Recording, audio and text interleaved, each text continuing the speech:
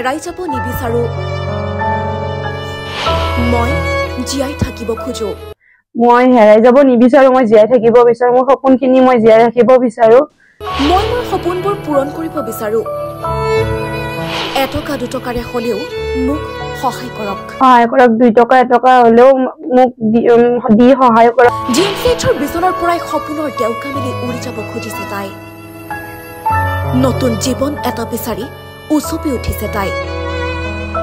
মুখ্যমন্ত্ৰী তথা অসমবাসীলৈ মেধাৱী ছাত্ৰীগৰাকীৰ কাতৰ অনুৰোধ মোক ৰক্ষা কৰক মুখ্যমন্ত্ৰী তথা অসমবাসীলৈ মেধাৱী ছাত্ৰীগৰাকীৰ কাতৰ অনুৰোধ মোক ৰক্ষা কৰক তাইৰ সপোন এগৰাকী আৰক্ষী বিষয়া হোৱাৰ কিন্তু এই সপোন পূৰণ হোৱাৰ পূৰ্বেই এক জটিল ৰোগত আক্ৰান্ত 23 বছৰীয়া মেধাৱী ছাত্ৰী মনিকা বৰ্মন তাইৰ দুয়োটা কিডনী বিকল হৈ পৰিছে চিকিৎসাৰ বাবে প্ৰয়োজন 20ৰ পৰা 30 লাখকৈ টকা সাধাৰণ এখন পাণ্টামূলৰ দোকানতেই জীৱন নিৰ্বাহ কৰি অহা পৰিয়ালটোৱে এতিয়া চিন্তিত হৈ পৰিছে হঠাতে যেন পৰিয়ালটোলৈ নামি আহিছে কাল অমানিশা ইয়াকে লৈ এতিয়া শোকত ভাগি পৰিছে মনিকাৰ পৰিয়াল হেঙেৰাবাৰী পাব্লিক হেল্থ পূৰ্বাঞ্চল নগৰৰ বাসিন্দা এগৰাকী মেধাৱী ছাত্ৰী মনিকা বৰ্মন উল্লেখ্য যে IAS একাডেমীত APSC কোচিং কৰি আছিল মনিকাই আৰু বৰ্তমান GMCHত চিকিৎসা কৰি আছে মনিকাৰ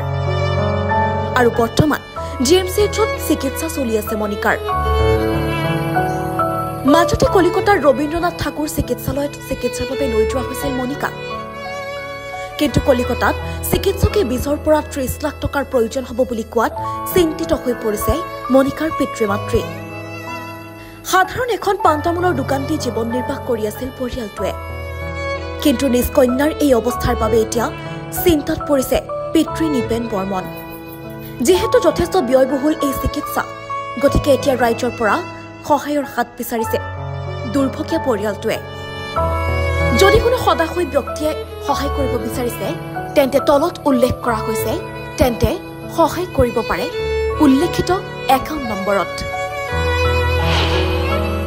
মনিকাৰ একাউণ্ট নম্বৰ হৈছে 1861101017874 IFSC code CNRB 0001861 account holder Monika Barman kidney change কৰিব লাগিব বুলি কৈছে দুয়োটা বেয়া হৈছে কিমান পইচা বুলি কৈছে 30-40 লাখৰ ভিতৰত যাব বুলি কৈছে আৰু এটা চেঞ্জ কৰিলে দুয়োটাটো কথা ভাবিবই নোৱাৰো এইজনে এটাই আহ্বান মোক সকলোৱে যেনেকৈ যোনে পাৰে সহায় কৰক 2 টকা এটকা হলেও মোক দি সহায় কৰক যাতে মই জীয়াই থাকিব পাৰো নতুন জীৱন এটা পাব পাৰো মই হেৰাই যাব নিবিচাৰো মই জীয়াই থাকিব বিচাৰো মোৰ সপোনখিনি মই জীয়াই ৰাখিব বিচাৰো এইখিনিয়ে মোৰ আহ্বান ৰাইজৰ বাবে আৰু লগতে ডক্টৰ মাননীয় হিমন্ত বিশ্ব শৰ্মা ছাৰলৈকেও মোৰ আহ্বান যাতে ছাৰ মোক আপুনি জীয়াই থকাত সহায় কৰক মোৰ এইখিনিয়ে অনুৰোধ আপোনাৰ ওচৰত মোৰ হেঁপাহ আছিলে এজন আৰক্ষী বিষয়া হোৱাৰ পোচাকযোৰ ভাল লাগে হয় মোৰ পোচাকযোৰ বহুত ভাল লাগে সেইকাৰণে মই আৰক্ষী বিষয়া হ'ব বিচাৰো আৰু মানৱ সেৱা আগবঢ়াব বিচাৰো নিউজ ডেস্ক ৰিপৰ্ট